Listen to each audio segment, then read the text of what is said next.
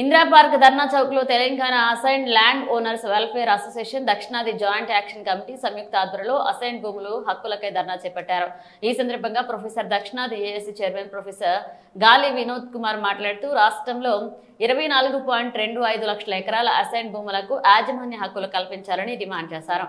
గతంలో ఇందిరాగాంధీ ఇచ్చిన ఎకరాల అసైన్డ్ భూములు అన్యక్రాంతమై ఎస్సీ ఎస్టీ బీసీ పేదలు మరింత భూమి లేని వారయ్యారని ఆందోళన వ్యక్తం చేశారు. రేవంత్ రెడ్డి ప్రభుత్వం స్పందించి వీరికి యాజమాన్య హక్కులు కల్పించి వారి బతుకులు బాగు చేయాలన్నారు. అలానే జేహెచ్ఎంసీ పరిధిలోని పేదల ఇండ్లను రెగ్యులరైజ్ చేయాలని డిమాండ్ చేశారు.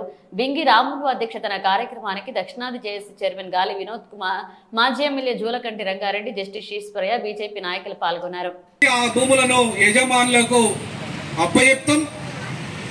వాళ్ళకి యాజమాన్య హక్కులు కల్పిస్తాం, వాళ్ళకు క్రయ విక్రయాలు చేసుకోవడానికి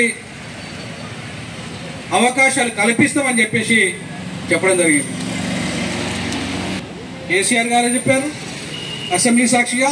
మరొక వైపు రైతు డిక్లరేషన్ పేరు మీద వరంగల్లో భారీ బహిరంగ సభలో రాహుల్ గాంధీ గారు చెప్పారు. మరి బీజేపీ పార్టీ కూడా ఈ విషయంలో అసైన్డ్ భూముల హక్కులు కల్పిస్తామని చెప్పేసి బీజేపీ పార్టీ కూడా చెప్పడం జరిగింది. కమ్యూనిస్టు పార్టీలు అయితే రోజు వాళ్ళకి చెప్పని రోజు అంటూ ఉండదు, వాళ్ళది చెప్పని రోజు అంటూ ఉండదు, మాట్లాడే రోజు అంటూ ఉండదు అసైన్డ్ భూముల గురించి.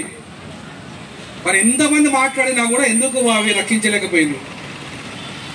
ఇలా కమ్యూనిస్టు పార్టీలు ప్రతిపక్షంగా ఉన్నాయి, బీజేపీ ప్రతిపక్షంగా ఉంది అసెంబ్లీలో.